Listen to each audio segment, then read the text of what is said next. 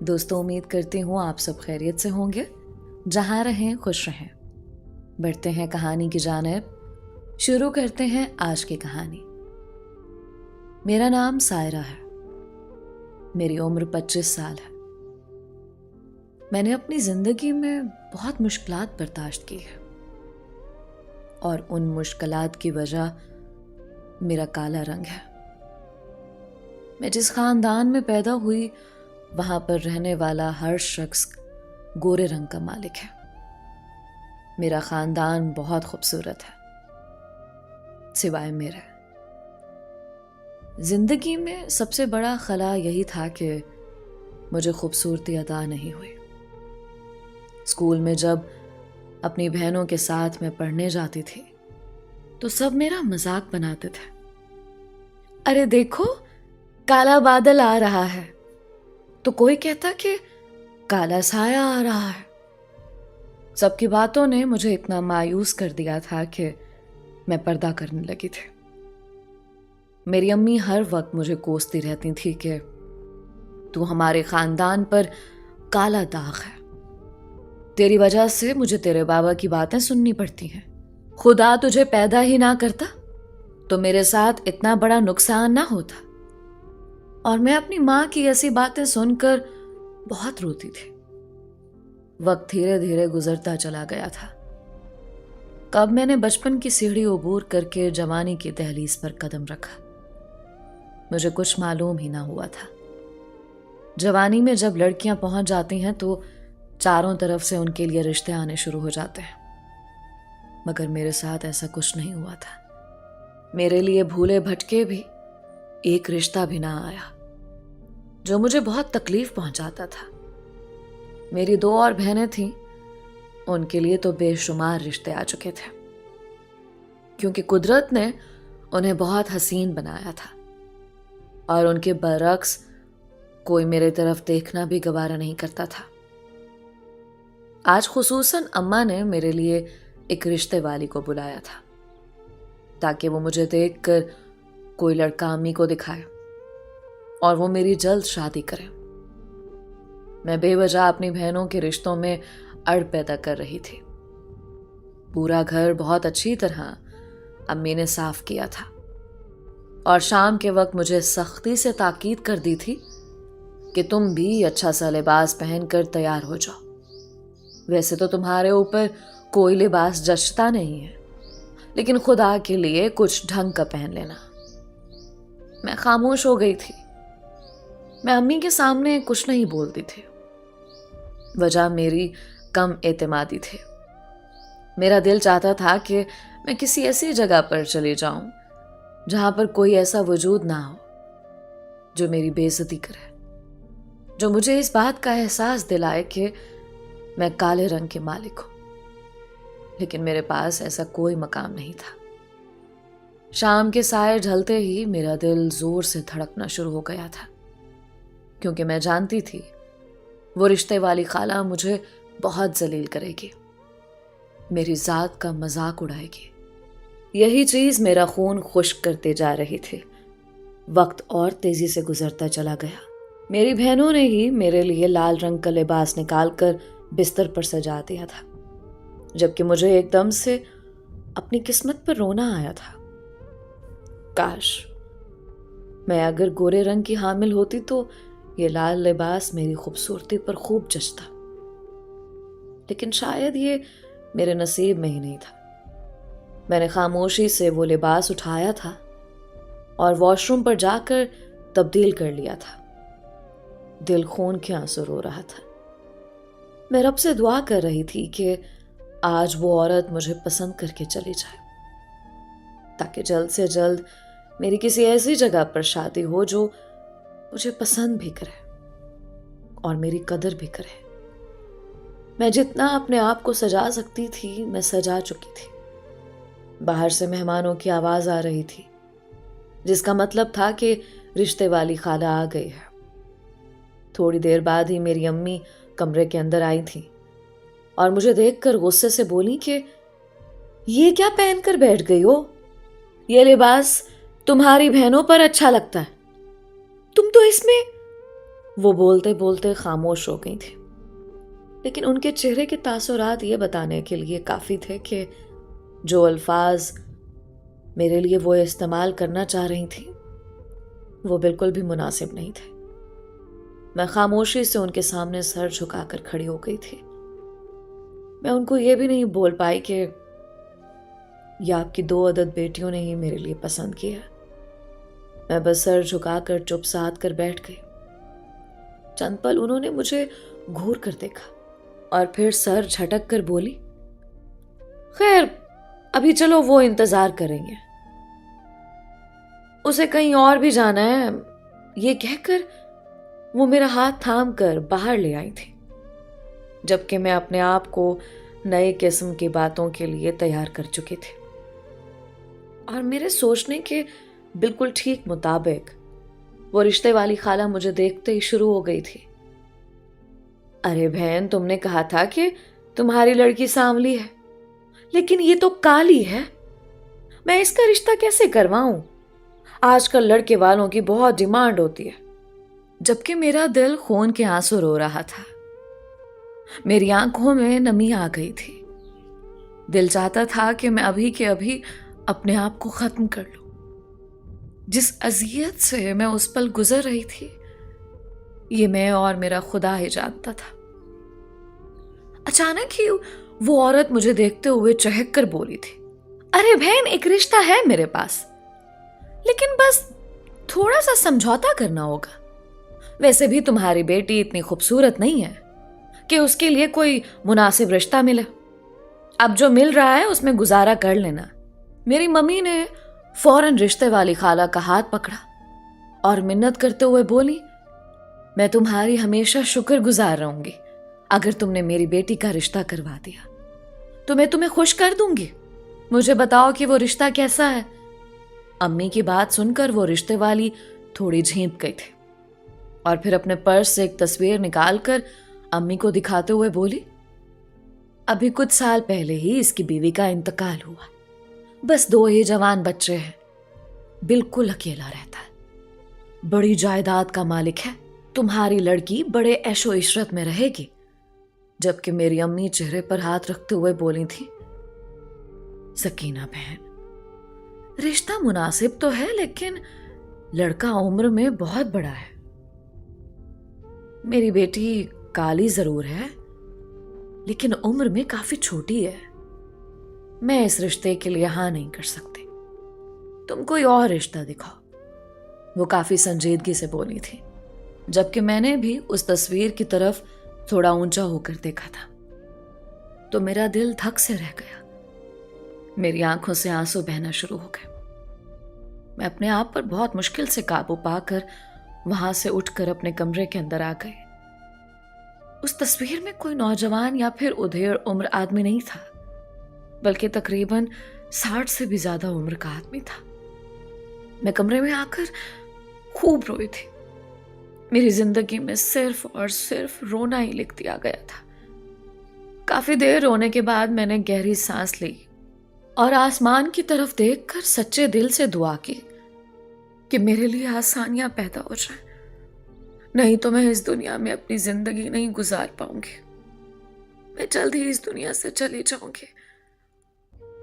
وقت دھیرے دھیرے گزرتا چلا گیا تھا۔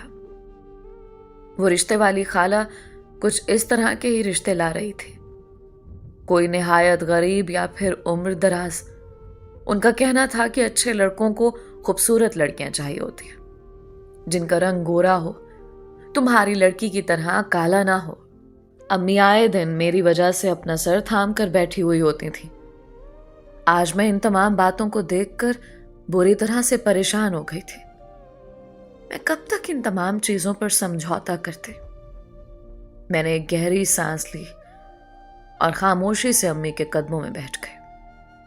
میری بہنیں کچن میں کام کر رہی تھیں۔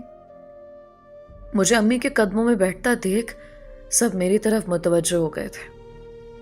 میں ان کا ہاتھ پکڑتے ہوئے بولی، بس بہت ہو چکا، میں نے بہت سمجھوتا کر لیا، اب مزید اپنی تذلیل برداشت نہیں کروں گی۔ آپ ان دونوں کی شادی کر دیں، اگر ان کے سسرال والے زور دے رہے ہیں تو بے وجہ میری وجہ سے ان کی زندگی کو تباہ نہ کریں۔ مجھے نہیں معلوم کہ میری شادی کب ہوگی، اسی لیے بہتر ہوگا کہ آپ ان دونوں کا سہرا سجائیں۔ مجھے فی الحال بخش دیں۔ میں بہت تکلیف سے بولی تھی، جبکہ میری امی مجھے دیکھتے ہوئے بولی، سماج کیا بولے گا؟ بڑی بیٹی بیٹھی ہوئی ہے اور میں نے 2 چھوٹی کی شادی کر دی۔ تمہیں نہیں معلوم بہت باتیں بنتی ہیں، تمہیں جواب نہیں دینا پڑے گا، لیکن مجھے معاشرے کو جواب دینا پڑے گا۔ میری امی تنک کر بولی تھی، جبکہ میں صاف کوئی سے بول کر اٹھ گئی تھی۔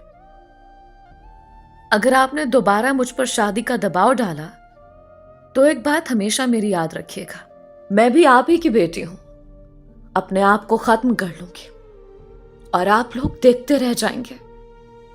میں اپنی پسند سے شادی کروں گی، جو شخص میری سیرت کو قبول کرے گا میں اسی کی دلہن بنوں گی، اس کے علاوہ میں کسی کو قبول نہیں کروں گی، اور ابھی میرا شادی کرنے کا کوئی ارادہ نہیں ہے۔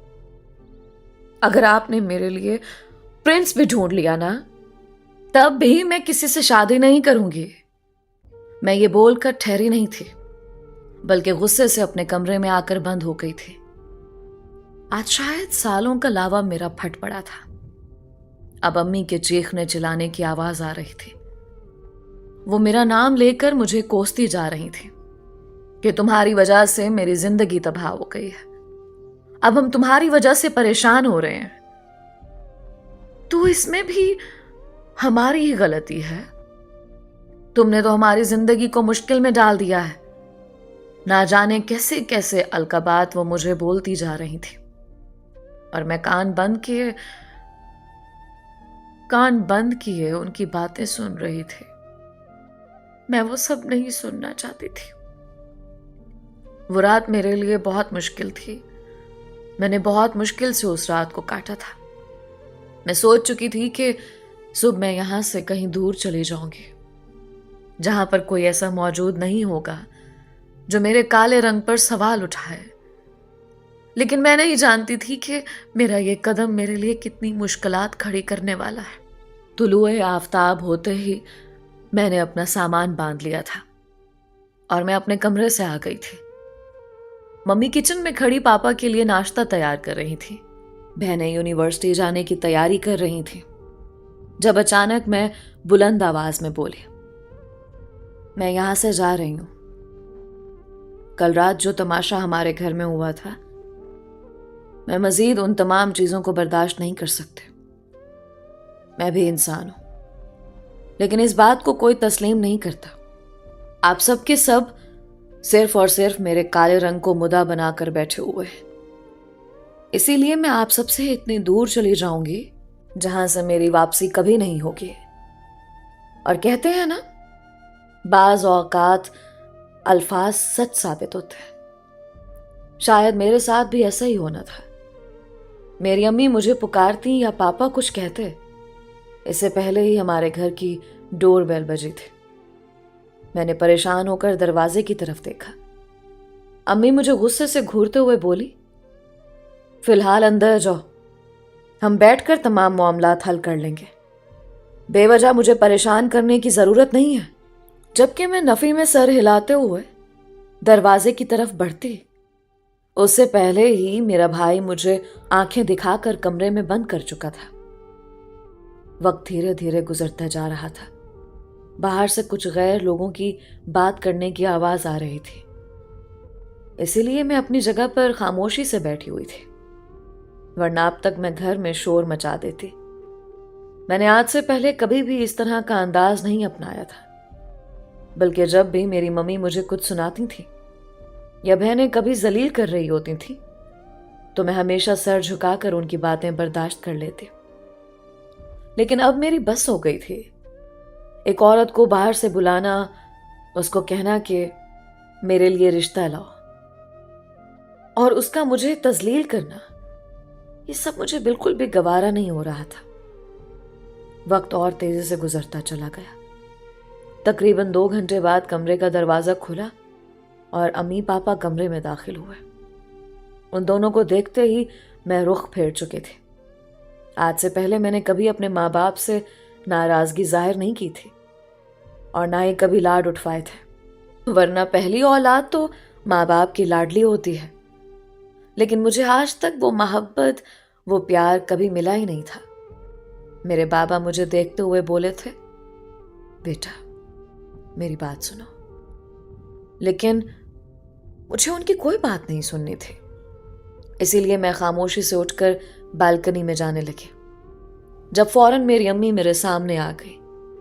ان کے چہرے پر ایک مسکراہٹ تھی، چہرے کی چمک یہ بتانے کے لیے کافی تھی کہ خبر کافی اچھی ہے۔ وہ مجھے دیکھتے ہوئے بولی، ایک بار ہماری بات تو سن لو، پھر جو تمہارا فیصلہ ہوگا ہمیں منظور ہے۔ اس طرح سے برتاؤ کیوں کر رہی ہو؟ ہم تمہارے ماں باپ ہیں، اگر میں نے تم پر غصہ کر بھی دیا تو میں تمہاری اچھائی کے لیے ایسی باتیں کرتی ہوں۔ جبکہ میں نے حیران ہو کر اپنی ماں کو دیکھا تھا۔ کسی کی ذات کی توہین کرنا ان کی نظر میں اچھائی تھی۔ فی الحال میں نے خاموشی اختیار کر رکھی تھی۔ وہ مجھے دیکھتے ہوئے مزید بولی، تمہارے لیے ایک بہت اچھے گھر سے رشتہ آیا ہے، لڑکے کا نام شاہ نواز فاروقی ہے، کام بہت اچھا ہے، بڑے گھر کا مالک ہے، دعویٰ کرتا ہے کہ تم سے محبت کر بیٹھا ہے، وعدہ کر رہا ہے کہ تمہارے ساتھ وفا نبھائے گا اور اچھی زندگی گزارے گا، تمہیں کبھی بھی کوئی شکایت کا موقع نہیں دے گا۔ میں حیران ہو کر اپنی ممی کو دیکھ رہی تھی کہ وہ کیا بول رہی تھی۔ اچانک ہی انہوں نے پاپا سے موبائل لیا اور میری طرف اس کی تصویر کرتے ہوئے بولی، یہ لڑکا ہے اور تم سے بہت محبت کرتا ہے، اس کا بس نہیں چل رہا تھا کہ وہ ابھی کے ابھی تمہیں رخصت کر کے اپنے ساتھ لے جائے، لیکن ہم نے اسے کہا کہ دنیا داری بھی دیکھنی ہوتی ہے، ہماری طرف سے ہاں ہے، لیکن بس اپنی بچی سے پوچھ لینا چاہتے ہیں۔ جبکہ میں پاپا کے موبائل میں بے یقین نگاہوں سے وہ تصویر دیکھ رہی تھی۔ وہ دیکھنے میں بہت حسین تھا، اس تصویر کے پیچھے ایک بہت بڑا بنگلہ بھی تھا۔ میں دیکھتے ہی سمجھ گئی کہ یہ انسان کافی مالدار ہے۔ میں امی کو بے یقین نگاہوں سے دیکھتے ہوئے بولی تھی، کیا واقعی سچ بول رہی ہے؟ میری زبان لڑکھڑاہٹ کا شکار تھے، جبکہ میری ممی فوراً ہی زور و شور سے سر اسبات میں ہلاتے ہوئے بولی تھی، ہاں میری بچی، ہمیں تو خود یقین نہیں آ رہا کہ تمہیں اتنا اچھا کیسے رشتہ مل گیا۔ میں فوراً ہاں کر چکی ہوں، بس اب تم بھی اپنا دماغ بنا لو کہ اس ہفتے یا اگلے ہفتے تمہاری رخصتی ہے۔ امی مجھے بول کر گلے سے لگا چکی تھی اور پاپا بھی میرے سر پر ہاتھ رکھ کر کمرے سے باہر چلے گئے تھے، جبکہ میں بے یقینی سے دروازے کی طرف دیکھ رہی تھی۔ مجھے بالکل یقین نہیں آ رہا تھا کہ میرا تختہ اس طرح پلٹ سکتا ہے، کیا میرے لیے بھی اتنا اچھا رشتہ آ سکتا ہے؟ میں نے کبھی خواب و خیال میں تصور بھی نہیں کیا تھا، اوپر سے اس انسان کا یہ دعویٰ کہ وہ مجھ سے محبت کرتا ہے۔ میں حیرت کے سمندر میں غوطۂ زن ہو گئی تھی۔ تھوڑی دیر بعد میری بہنیں کمرے کے اندر آ گئی تھیں اور مجھے گلے سے لگا کر مبارکباد دینے لگی، جبکہ اچانک سے ان سب کا رویہ تبدیل ہو جانا بھی میرے لیے حیرت کا باعث تھا۔ میری چھوٹی بہن مجھے گلے سے لگاتے ہوئے بولی، دیکھیں آپی، آپ یہاں سے جا تو رہی ہیں، لیکن ہمیں بالکل بھی بھولنا نہیں، ہم آپ کی بہنیں ہیں، ہمیشہ ہم پر نظر کرم رکھنا۔ اس کی بات کا مطلب میں بخوبی سمجھتی تھی۔ میں خاموش ہو گئی تھی۔ فی الحال میں نے کسی سے کوئی بات نہیں کی، کیونکہ تھوڑی دیر پہلے جو تذلیل میرے ساتھ ہو رہی تھی وہ میں کسی بھی قیمت پر بھول نہیں سکتی تھی۔ بچپن سے لے کر جوانی تک میں نے جو ذلت برداشت کی تھی، یہ میں اور میرا خدا ہی جانتا تھا۔ دن اپنی رفتار کے مطابق گزرتے چلے گئے۔ ایک رات جب میں اپنے بستر پر لیٹی تو اچانک موبائل پر رنگ ہوئے۔ میں حیران ہو کر اپنے موبائل کی جانب دیکھا۔ آج سے پہلے کبھی بھی اس پہ مجھے کوئی فون نہیں آیا تھا۔ ایک دم میرے دماغ میں خالہ کا خیال آیا۔ اکثر اوقات وہی امی کو رات میں فون کر کے بات چیت کیا کرتی تھیں۔